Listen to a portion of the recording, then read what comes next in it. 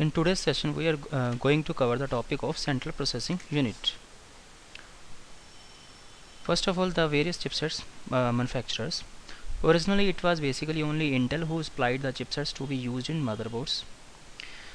Starting में जो Intel था वही जो है अपने प्रोसेसर्स के लिए डिफरेंट टाइप के मदरबोर्ड्स प्रोवाइड कर रहा था, लेकिन after that the Taiwanese company via today produces chipsets for both AMD and Intel processors and these are used in a large number of motherboards.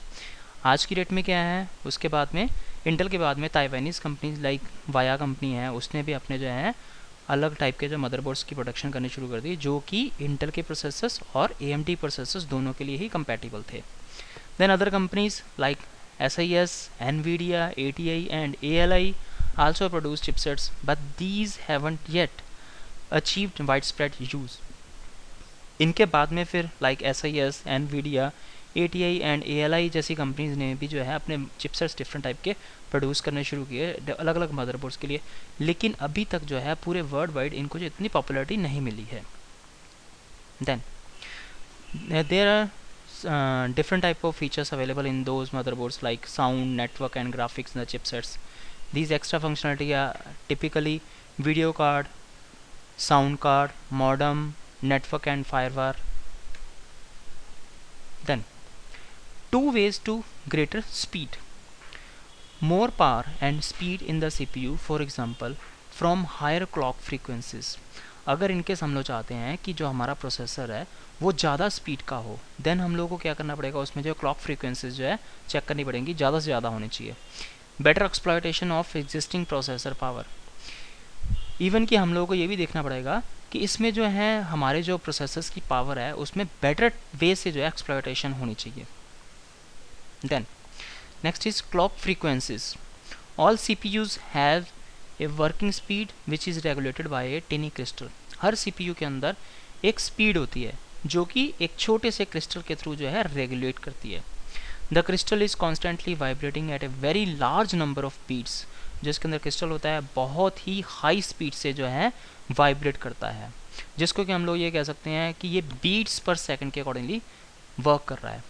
For each clock tick an impulse is send to the CPU and each pulse can in principle cause the CPU to perform one or more actions. The number of clock ticks per second is measured in hertz. जितनी भी इसमें जो है वो ticks per second के हिसाब से वो होती हैं वो सारी की सारी हर्ट्ज में कैलकुलेट होती हैं. Then since the CPU's crystal vibrates millions of times each second, हालांकि जो है CPU का जो क्रिस्टल है वो मिलियंस ऑफ टाइम्स जो है वाइब्रेट करता है एक सेकंड में. The clock speed is measured in millions of oscillators megahertz. जो हमारी क्लॉक की स्पीड है वो मेगाहर्ट्ज में, मिलियंस ऑफ ऑसिलेटर्स मेगाहर्ट्ज में मेजर होती है. Modern CPUs actually have clock speeds running into billions of ticks per second. जो आज की डेट में प्रोसेसर्स आ रहे हैं, CPUs अवेलेबल हो रहे हैं, उनके अंदर क्या फीचर है, have clock speeds running into billions of ticks per second. जो उनकी जो क्लॉक स्पीड है वो बिलियंस ऑफ टिक्स उसके अंदर जो है पर सेकंड के अकॉर्डिंगली वर्क कर रहे हैं. So we have started having to use gigahertz. So अभी जो है हम लोग गीगाहर्ट्ज की स्पीड से जो है इसको इसके अंदर जो है अभी जो न्यू टेक्नोलॉजी में जो है गीगाहर्ट्ज की स्पीड पे वर्क कर रही है. Then 16 bits, the 8086, 8088 and 80286. The first pieces were 16-bit machines. Starting में जो हमारे प्रोसेसर्स थे वो 16-bit मशीन्स के कंपैटिबल थे. This meant that they could basically only work with text. It means कि ये जो प्रोसेसर्स थे ये जस्ट टेक्स्ट के साथ में ही वर्क कर सकते थे. दे वर टाइड टू DOS. उस टाइम पे ये जो टेक्नोलॉजी थी DOS ऑपरेटिंग सिस्टम के साथ में कंपैटिबल थी and could normally only manage one program at a time. जैसे कि DOS का फीचर है वो एट ए टाइम जो है आपको एक ही प्रोग्राम में मैनिपुलेशंस करने के लिए अलाउ कर सकता है, तो वही उसके अकॉर्डिंगली क्या करता था, ये एक प्रोग्राम ही एट ए टाइम उसमें वर्क करता था. Then next technology comes of 32 bits. The technology 32 bits was the 380, 386 and 486 processors. The Intel 80386 was the first 32-bit CPU. Intel का 80386 का जो प्रोसेसर है वो फर्स्ट 32 बिट का प्रोसेसर था। The 386 has 32 bit long registers.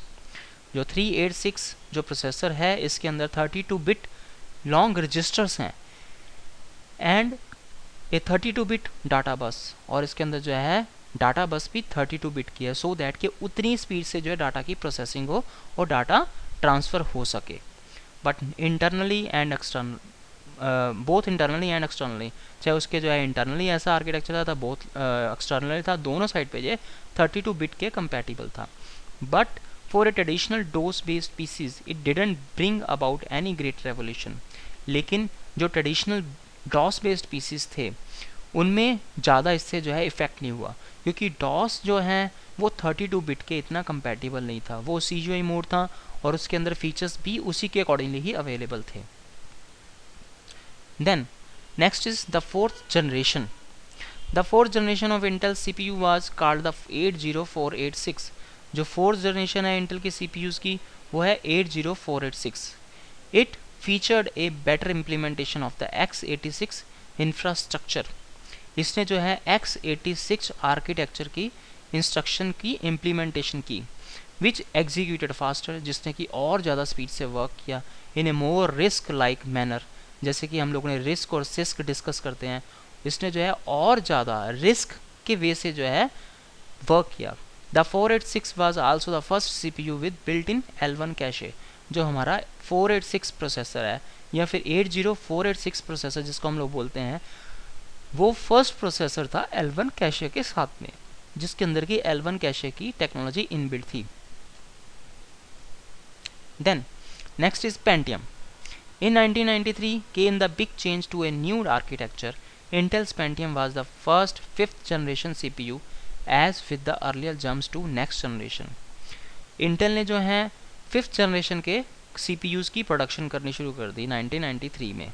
सो हम लोगों ने जो है नेक्स्ट जनरेशन में मूव कर लिया इस वे से। Then the Pentium processor could be viewed as 2 80486 built into one chip. जो हमारा Pentium प्रोसेसर है हम लोग उसको ऐसे भी कह सकते हैं कि इसके अंदर जो है processor could be viewed as 2, इसमें जो है 2 80486 के प्रोसेसर्स हैं। लाइक इसमें फिगर में भी हम लोग देख सकते हैं, यहाँ पे क्लियरली इसने शो कर रखा है 486 का प्रोसेसर है, इसमें जो है एग्जीक्यूशन यूनिट हो रहा है, देन 32 बिट की इसमें जो है आउटपुट आ रही है, कंपैटिबिलिटी है इसमें। देन सेम वे से Pentium प्रोसेसर्स में क्या है, एग्जीक्यूशन यूनिट यहाँ पे 2 हैं, अगेन यहाँ पे 32 बिट का अलग अलग जो है एग्जीक्यूशंस होगी, टोटल मिलाकर के यहाँ पे 64 बिट के कंपैटिबल डाटा की आउटपुट हो रही है। Then Pentium 2 processor module mounted on its edge in the motherboard slot 1 socket 1997 to 1998। यहाँ पे जैसे कि फिगर में जो शो कर रखा है Pentium 2 का प्रोसेसर है, ये 1997 और 1998 तक ये वाला अवेलेबल था और ये Pentium 2 के प्रोसेसर्स की कैटेगरी में अवेलेबल था। हम लोग देख सकते हैं यहाँ पे जो प्रोसेसर है ये स्टैंडिंग वाला स्टेट में है, अदरवाइज जितने भी अभी प्रोसेसर्स अवेलेबल हैं वो मदरबोर्ड के ऊपर ही होते थे, हम लोग जो उनको इंस्टॉल करते थे, लेकिन ये भी इंस्टॉल, लेकिन ये स्टैंडिंग पोजीशन में हम लोग जो है इसको इंस्टॉल कर रहे हैं। Then one of the first AMD Athlon processors mounted in the slot a socket with large cooling element. यहाँ पे हम लोग देख सकते हैं ये AMD का प्रोसेसर है, ये क्या है, ये लार्ज कूलिंग एलिमेंट के साथ में अवेलेबल है। ये जो कूलिंग एलिमेंट है इसका बहुत ही इंपॉर्टेंट रोल होता है प्रोसेसर्स की परफॉर्मेंस के लिए, क्योंकि प्रोसेसर जितनी ज़्यादा स्पीड का होगा उतनी ही उसके अकॉर्डिंगली उसके आसपास जो है कूलिंग होनी चाहिए। तो वही चीज़ है, AMD Athlon जो प्रोसेसर्स जो फर्स्ट टाइम आया था उसमें जो है इन्होंने एक ही सॉकेट में और ज़्यादा जो है लार्ज कूलिंग एलिमेंट्स इसके साथ में प्रोवाइड कर रखे हैं। ये जो सिल्वर टाइप का यहाँ पे जो है एक कैप सी बनी हुई है, इसके अंदर सारा का सारा कूलिंग का अरेंजमेंट हो रहा है।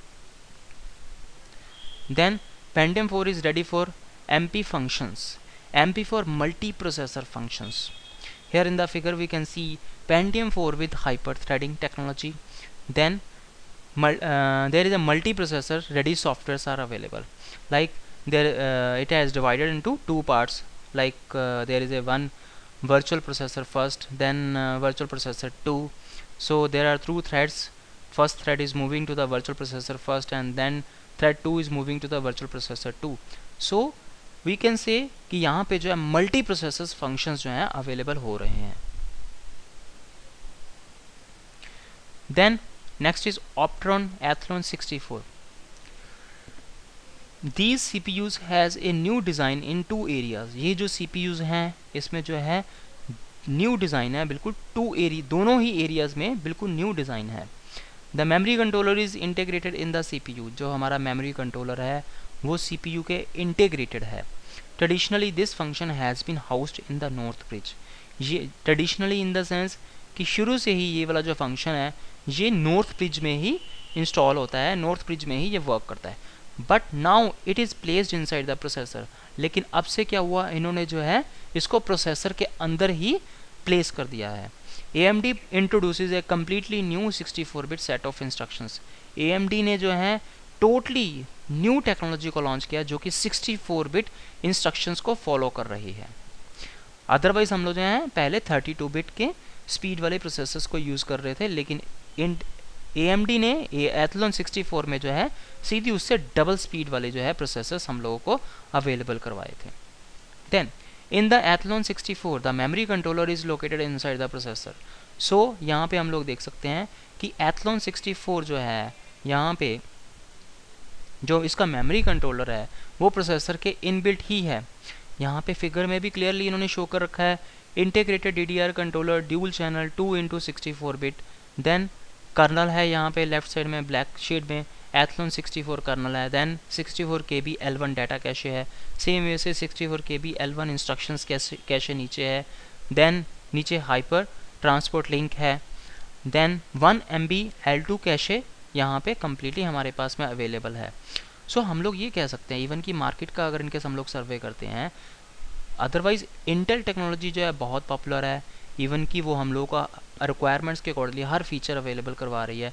लेकिन AMD जो प्रोसेसर्स मार्केट में अवेलेबल है इसने जो है उससे ज़्यादा स्पीड वाले प्रोसेसर्स हम लोगों को प्रोवाइड करवाए, 64-बिट के हम लोगों को प्रोवाइड करे जो कि उससे ऑलमोस्ट डबल स्पीड पे वर्क कर रहे हैं. और साथ ही साथ ये जो है इसकी कोस्ट वाइज भी अगर इनके इंटेल के साथ में हम लोग कंपेयर करते हैं, कंपैरेटिवली AMD प्रोसेसर्स की कोस्ट भी मार्केट में थोड़ी कम मिलती है. Then the pathway to RAM. The most important data path on the motherboard runs between the CPU and the RAM. जो हमारा डाटा पाथ है मदरबोर्ड के अंदर जो वर्क करता है वो CPU और RAM के बीच में वर्क करता है. Data is constantly pumped back and forth between the to. Data जो है दोनों के बीच में ही वर्क करता है. And this bus therefore often comes under focus when new generations of CPUs, chipsets and motherboards are released. जब मदरबोर्ड्स जो है data is constantly pumped back and forth between the two and this bus therefore often comes under focus when new generations of CPUs, chipsets and motherboards are released. जब जो है ये वाले new generation के CPUs, chipsets और motherboard release हुए हैं तब से ही ये हम लोगों ने इस पे जो है फोकस करना स्टार्ट किया है. Then The RAM sends and receives data on a bus and this work involves a clock frequency. Basically ये जो प्रोसेसर और रैम के बीच में फंक्शंस कैसे परफॉर्म होते हैं, रैम क्या करता है जो भी डाटा होता है वो सेंड करता है और रिसीव करता है बस के through and this work involves a clock frequency. इसको हम लोग जो है क्लॉक फ्रीक्वेंसी में मेजर करते हैं, क्लॉक फ्रीक्वेंसी की स्पीड के बेस पे मेजर करते हैं. This means that all RAM has a speed. It means कि कोई सी भी रैम होती है उसकी एक स्पीड होती है. ये नहीं कि रैम की कैपेसिटी होती है 256 MB है या फिर 1 GB है. नॉट ओनली दिस, इवन कि इसकी जो है स्पीड भी होती है just like a CPU does. जैसे कि हम लोग कहते हैं प्रोसेसर्स की भी स्पीड होती है. Unfortunately, RAM is much slower than the CPU and the buses on the motherboard have a make allowance for this fact. Even कि हम लोग ये भी कह सकते हैं अगर इनके कंपैरेटिवली चेक करते हैं प्रोसेसर्स की स्पीड जो है रैम से बहुत ज़्यादा होती है और या फिर हम लोग ये कह सकते हैं कि रैम की जो स्पीड है वो प्रोसेसर से बहुत कम होती है. And the buses on the motherboard have to make allowance for this fact. Even कि जो उसके अंदर बसेज होती हैं जिनके थ्रू जो डाटा की ट्रांसमिशन होती है, डाटा जो है फर्स्ट टाइम जो है रैम में से प्रोसेसर में जाता है, देन ये उसी के अकॉर्डिंगली ही वर्क करती हैं. ये कंपैटिबल होता है बस डाटा बसेस जो होती हैं वो भी इस कंप्लीट रैम और प्रोसेसर के बीच में जो कम्युनिकेशन होती है इन दोनों की स्पीड के कंपैटिबल होती है.